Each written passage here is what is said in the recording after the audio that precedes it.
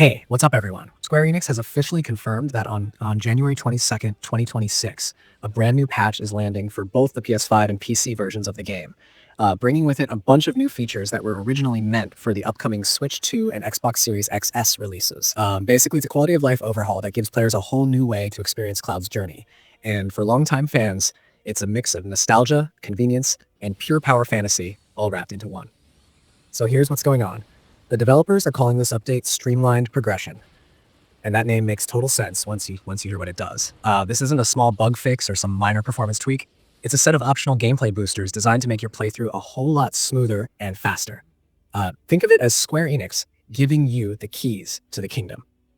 The moment you load up your save file after installing the patch, you'll have new options in the settings menu that let you customize your gameplay however you want. You can flip a switch to keep your HP and MP fully topped up at all times. That means no more worrying about healing or conserving magic during tough boss fights. You could literally take on Sephiroth himself without sweating over potions or mana bars. It's that wild. Another big part of this update is the ability to max out your limit gauge. Normally, you'd have to take damage or play strategically to fill it up, but with this setting, it's always ready to go. So if you love seeing Cloud unleash his limit breaks or Tifa chain her insane combos without waiting, you're going to love this feature. And then, of course, there's the one that's probably going to get everyone's attention. The option to always deal 9,999 damage. Every swing, every spell, every strike, just hitting for the absolute maximum.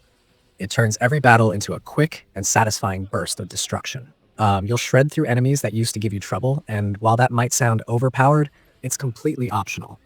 That's the beauty of it. You can turn any of these boosters on or off whenever you want. So if you're just in it for the story or replaying the game for nostalgia, you can breeze through it without all the grinding. But if you still want to keep some challenge, you can leave those settings off and play normally. It doesn't stop there either. Alongside those core boosters, the patch is introducing some other behind-the-scenes perks, like faster EXP and AP gain, easier weapon skill acquisition, and even the option to max out your gil and items.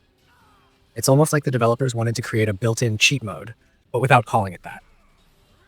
For people who don't have time to grind or just want to experience the story again without spending hours leveling up, this is going to make a massive difference. Imagine starting a fresh run and being able to experiment with materia setups without worrying about resource management or farming fights just to afford new gear. You'll have full creative freedom to mess around and enjoy the combat system exactly how you want. Performance-wise, this patch also lines up the PS5 and PC versions with the new console ports.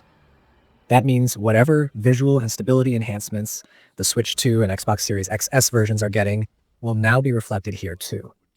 Better loading times, smoother frame rates, and general optimization tweaks should make the experience even more seamless. Square Enix hasn't gone into exact detail about the technical upgrades, but it's pretty clear that they're unifying the game across all platforms, which makes sense since they want everyone to have the same version moving forward. What makes this update exciting is how it respects both kinds of players, the ones who love the challenge and the ones who just want to enjoy the story. Some people might say it makes things too easy, but that's really the point. You can tailor it however you want. Want a full cinematic experience without worrying about dying? Turn on all the boosters. Want a balance of fun and strategy? Maybe just enable MP and limit gauge boosts, but leave damage normal. It's entirely up to you. And since it can be toggled at any time, there's no commitment.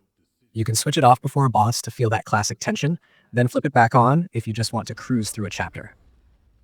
What's interesting about this move from Square Enix is that it feels like they're acknowledging that games are meant to be enjoyed differently by different people. Not everyone has the same time to invest or the same patience for grinding, and by introducing these options officially, they're giving players more control over how they want to play.